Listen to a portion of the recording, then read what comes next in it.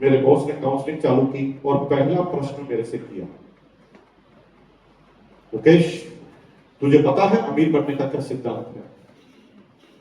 अमीर बनने का क्या सिद्धांत है? मैं फुल कंफ्यूज, इसका भी सिद्धांत होता है? तभी मेरा कंफ्यूजन बाहर निकल गया था। उसने बोला दुनिया की किसी किताब में नहीं लिखा हुआ है। मैंने कहा थैंक गॉड, नहीं तो अभी सारी प्रॉब्लम आ जाती। किताब में नहीं लिखा हुआ तो अच्छी बात है।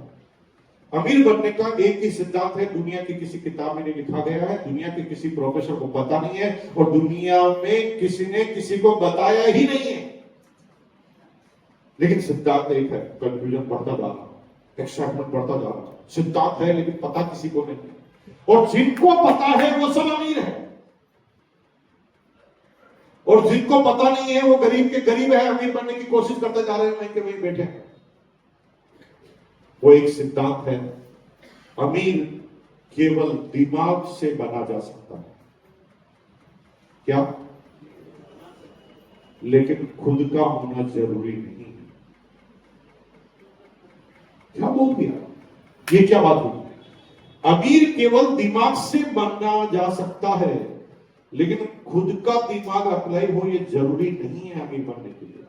अमीर दूसरे का दिमाग अप्लाई करके भी आप अमीर बन सकते हैं, और दुनिया के सारे बड़े बिजनेसमैन ऐसे ही अमीर बने।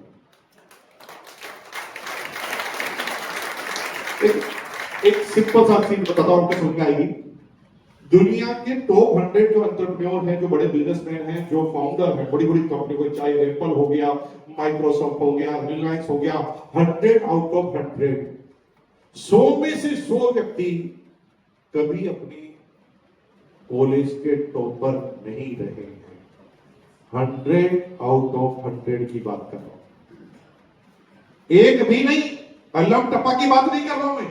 100 में से 100, एक भी कभी भी क्लास का स्कूल का टॉपर नहीं रहा। और मजे की बात बताओ, दुनिया की 100 सबसे बड़ी यूनिवर्सिटी के जो टॉपर है ना, वो उन्हीं 100 के यहां पर काम करते हैं जो कभी टॉपर नहीं रहे। तो मेरी बात पर बात नहीं तो आज जाना और सर्च करना। कितना अजीबो वाकया है। दुनिया की 100 सबसे बड़ी यूनिवर्सिटी के टॉपर सभी 100 के यहां पर काम करते हैं जो कभी स्कूल के भी टॉपर नहीं रहे। इसका मतलब क्या है? इसका मतलब यह है कि ये जो बड़े बिजनेसमैन है ना, उन टॉपर के दिमाग से काम करते हैं। लेकिन टॉपर क्या करता है? खुद के दिमाग से खुद के लिए काम नहीं करता। टॉपर हमेशा अपने दिमाग से उसके लिए काम करता है। और ये कंडीशन से टॉपर को टॉपर तो रहने देती है, लेकिन अमीर नहीं बना। एक कहानी सुनाता हूं धीरूभाई अंबानी की, जो आपको पता चलेगा। धीरूभाई अंबानी की शुरुआती जीवन कथा आपको पता है, ज्यादा पढ़े लिखे नहीं थे, 8वीं क्लास पास थे। पैसा कमाने का इतना शौक था कि बिजनेस मैन के पास जाके बातें सुनते थे। गुजरात के एक छोटे से सामान्य परिवार में जन्म लिया था। अंबानी लिखा हुआ, इसका मतलब वो सिद्धि नहीं थे, एक सिंपल बनिया खानदान से, एक गुजराती खानदान से। पैसा कमाने की बहुत लत थी। छोटा बच्चे थे तभी ना, छोटे मोटे काम करके, सर्विसेज करके पैसा कमाते थे। तभी मार्केट में एक खबर मिली, खबर थी east India company south Africa में पेट्रोल पंप खोल रही है। उस समय कैलकुलेटर नहीं होते थे। जिनको सामान्य गणित आती है, जो कैलकुलेट करके पैसा कलेक्ट कर सकता है, 8वीं क्लास बच्चे की जरूरत है। 2 साल तक साउथ अफ्रीका में रहना पड़ेगा, 400 रुपए महीना मिलेगा। जब इंडिया में सैलरी 50 रुपए से ज्यादा किसी को मिलती ही नहीं, तब उसे ऑफर मिला 400। उसने जिद कर अपना नाम लिखा दिया, माँ बाप से बिना पूछे। माँ बाप से जिद कर वो साउथ अफ्रीका पहुंच गया। 2 साल तक पेट्रोल भरा, पूरे के पूरे पैसे पाई आना तक जोड़कर वापस लाया। 1 भी रुपया खर्च नहीं किया, क्योंकि उसे पता था उद्देश्य क्या है जाने का, पैसे कमाना। कंपनी की तरफ से खाना था, कंपनी की तरफ से रहना था, कंपनी की तरफ से कपड़े थे, और उस समय ऐसे कोई मनोरंजन के बहुत साधन नहीं थे जिसमें पैसा खर्च हो जाए। वो पूरे के पूरे पैसे दबाकर जेब में लेकर आया। आते ही उसे समझ में आया कि अगर मैं व्यापार करूंगा तो मुझे सबसे बड़ी प्रॉब्लम आएगी कि मेरे पास ज्ञान नहीं है, मैं पढ़ा लिखा नहीं, क्या फॉर्मेलिटी होती मुझे पता ही नहीं। तो उसने आते ही क्या किया, 100 रुपए में अपना एक सेक्रेटरी रखा, डबल MA। खुद कितने पास था और अपना सेक्रेटरी कितना रखा। अब डबल एमए सेक्रेटरी क्योंकि पढ़ा लिखा था, वो सब उससे पूछता था, ये भाई साहब बैंक अकाउंट कैसे खुलता है, ये एप्लीकेशन कैसे बढ़ती है, ये बैंक गारंटी कैसे है, इस जवाब कैसे देना पड़ता है, इनकम टैक्स क्या होता है। अब वो उसका सिर खाता। अब वो पढ़ा लिखा आदमी सारी बात समझाता धीरू भाई अंबानी को।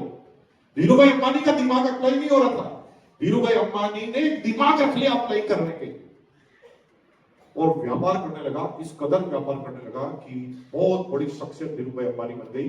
लास्ट में वो कहते हैं जब वो 65,000 करोड़ के साम्राज्य में पहुंच गए थे, तब वो कहते थे कि इंडिया में अमीर बनना बहुत आसान है, क्योंकि इंडिया की गवर्नमेंट ने खुद आईआईटी का एग्जाम कंडक्ट करती है, लाखों रुपए सब्सिडी देती है, बच्चे को छाड़ती है, छाट कर एडमिशन करवाती है खुद के कॉलेज में। उस समय 4 कॉलेज थे आईआईटी के, और वहां पर भी सब्सिडी में पढ़ाती है, और जो टॉपर आता ना उसकी लिस्ट निकालती है और पूरी दुनिया को बताती है कि ये 10 टॉपर है। और ये दुनिया के बड़े बिजनेसमैन है ना, केवल उन टॉपर को लेने के लिए हाथ पैर मारते हैं। जिस टॉपर को 1% भी नॉलेज नहीं है, जिसको पता ही नहीं कि ये करेगा क्या, लेकिन केवल उसके रिजल्ट के ऊपर इतनी वैल्यू होती है कि उस समय उसे 2.5 करोड़ 3 करोड़ 5 करोड़ के पैकेज मिलते हैं, इनको वर्क का एक्सपीरियंस ही नहीं। ये कीमत दिमाग की है। वो बिजनेसमैन ये नहीं सोचता कि इसको क्या बनाना आता है क्या नहीं बनाना आता, उसे पता है इसके अंदर दिमाग है, सारा कुछ भी बनवा लेंगे इससे। बनवाना तो हमें है ना। धीरू भाई अंबानी की 50 आदमी की टीम थी, वो इंडिया की सारी आईआईटी के टॉपर के ऊपर निगाह रखती थी। उस समय कोई मल्टीमीडिया का जमाना नहीं था, इंटरनेट का जमाना नहीं था, फिजिकली जाकर जासूस की तरह काम करना पड़ता था। एक टॉपर के घर पर, घर के पास के टेलीफोन नंबर तक का पता उनके पास होता था, जासूसों के पास। धीरू भाई अंबानी डायरेक्ट कॉल करता था, डायरेक्ट, शर्मा जी नमस्कार, आपने आईआईटी मैकेनिकल खड़गपुर से टॉप किया है, आपको हार्दिक बधाई। मैं धीरू भाई अंबानी बोल रहा हूं, हम एक नए प्रोजेक्ट पर काम करने चालू कर रहे हैं, आपकी जैसे होनहार इंजीनियर की हमें जरूरत है, क्या आप हमारे प्रोजेक्ट में साथ में काम करेंगे। धीरू भाई अंबानी को अच्छी तरह पता था कि वो पूछेगा तो टॉपर बहुत सेंसिटिव है, टॉपर बहुत मेच्योर है, वो तुरंत जवाब देगा ही नहीं। वो बोलेगा सर मुझे थोड़ा वक्त दीजिए, मुझे सोचने का मौका दीजिए, मैं 3 दिन में जवाब दूंगा। हर टॉपर ऐसे ही बोलते हैं। आप किसी कलेक्टर के पास कुछ भी एप्लीकेशन लेके जाओगे ना, तो वो तुरंत हाँ ना नहीं बोलेगा, वो कहते ठीक है इसको रख के जाओ, उसको पता लगाते हैं, बात करते हैं। सारे लोग बड़े दिमाग वाले ऐसे तुरंत डिसीजन नहीं लेते। धीरू भाई अंबानी को पहले ही साइकोलॉजी पता थी, सीधा मना करेगा। और धीरू भाई अंबानी को ना सुनना पसंद ही नहीं था, वो किसी के नाम नहीं सुनता था, वो हमेशा एक पेतरा तैयार रखता था। क्योंकि सर क्या आप हमारे साथ काम करना पसंद करेंगे। वो कहता सर मैं सोच कर बताना, बोलना चला बोलना नहीं, तो रुको, आपकी इच्छा है तब आइए, सोच कर बता दीजिए, आगे होगी बोलता था। मुझे पता नहीं था, बाकी मैं आपके ना टिकट नहीं बनवाता। आप पीछे घूम के देखो ना, आपके पीछे एक आदमी खड़ा है हमारा, वो पीछे घूमता तो आदमी वास्तव में खड़ा। 3 लिफाफे हैं इसके पास। पहले लिफाफे में एयर इंडिया का बिजनेस क्लास का टिकट दिल्ली से मुंबई, दूसरे लिफाफे में होटल ताज का वाउचर है एग्जीक्यूटिव सूट, तीसरे लिफाफे में 30,000 रुपए, क्योंकि आप इंटरव्यू देंगे, कल आपको नौकरी समझ में नहीं आए तो 3 दिन आपके खराब तो होंगे ना, तो 30,000 रुपए मेहनताना भी मिलेगा। बोलो आएंगे क्या। अब दिमाग वाले सारे ऐसे ही सोचते हैं, 3 दिन तो मैं वैसे भी कुछ नहीं कर रहा हूं, मेरे पिताजी भी फ्लाइट में नहीं बैठे, साला ताज होटल में रुकने का मौका मिलेगा और 30,000 रुपए कमाने का भी मौका मिलेगा। ठीक है सर मैं आ रहा हूं, ओके कल मिलते हैं, सी यू इन मॉर्निंग। अगले दिन वो पहुंच गया ऑफिस। अब धीरू भाई अंबानी इंटरव्यू चालू नहीं कर, वो बहुत देर से बैठा हुआ। धीरू भाई अंबानी कभी इसको कभी इधर से देखे कभी इधर से देखे, मुस्कुराया, तो उसे शर्म आ गई। इसने कहा सर इंटरव्यू शुरू करो, कुछ पूछो।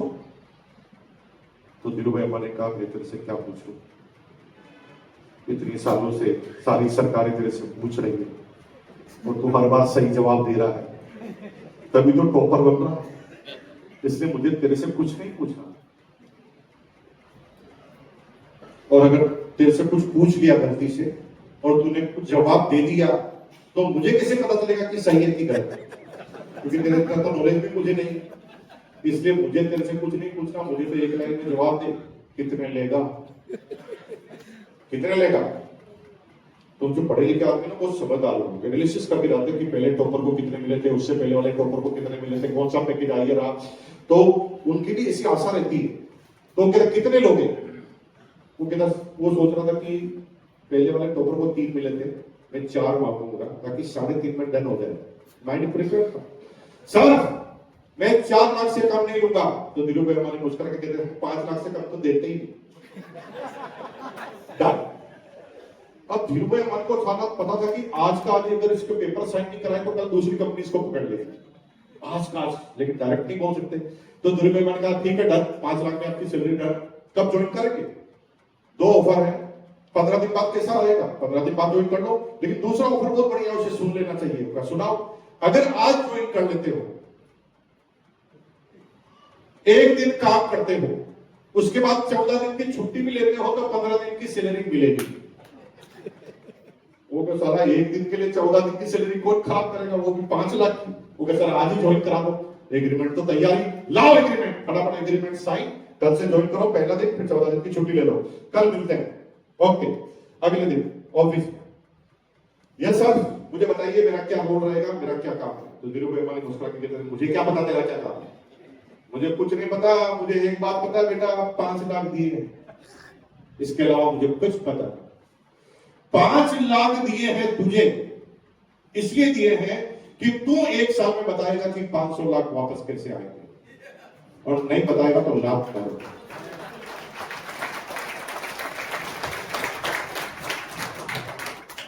एक साल का वक्त है। सेक्रेटरी इधर आओ, इसे एक प्राइवेट जेट दो, ये दुनिया में कहीं पर भी घूमे, इससे हिसाब आपको नहीं लेता।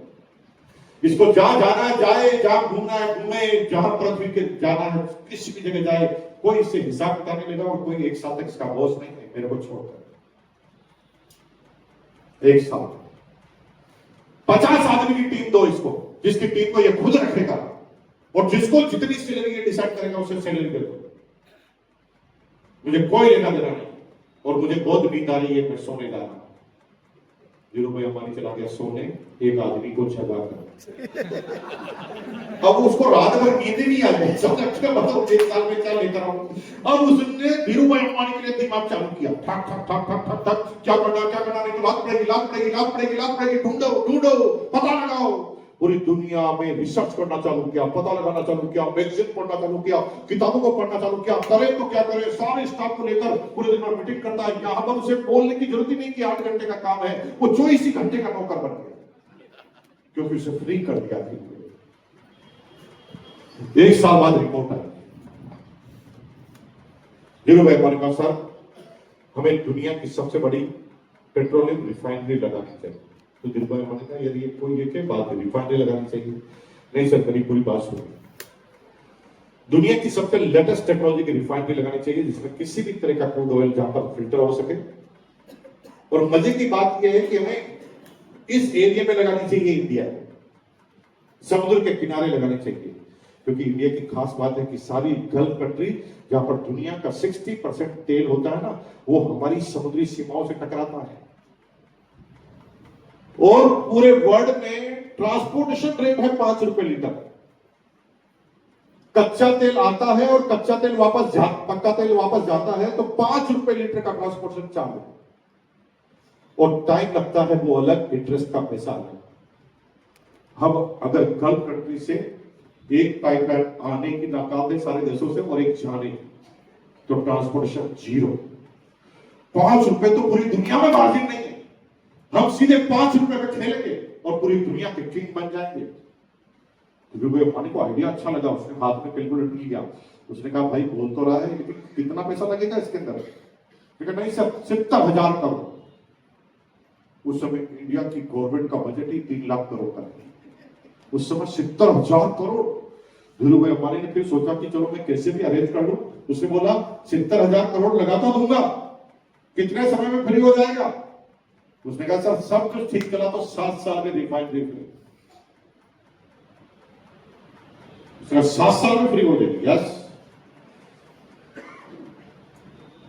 ठीक है डन, हम रिफाइनरी लगाएंगे। उसका सीईओ मैं तेरे को ही बताता हूं, कहां से मशीन लानी है, क्योंकि वादा हमने किया 7 साल का, तो तुझे निभाना। मशीन कहां से लानी तू डिसाइड कर, परमिशन कहां से लेनी है तू डिसाइड कर, कब ये काम चालू करना है, कब खत्म करना है, किसको सैलरी देनी है तू डिसाइड कर। मैं सोने जा रहा हूं, मुझे बहुत नींद आ रही है। अब फिर एक आदमी को काम पे उसने पहुंचा दिया। अब धीरू भाई अंबानी के लिए काम होना चालू। 7 साल में रिफाइनरी तैयार, और पिछले महीने का रिफाइनरी की इनकमिंग कितनी है पता है आपको? 1,15,000 करोड़।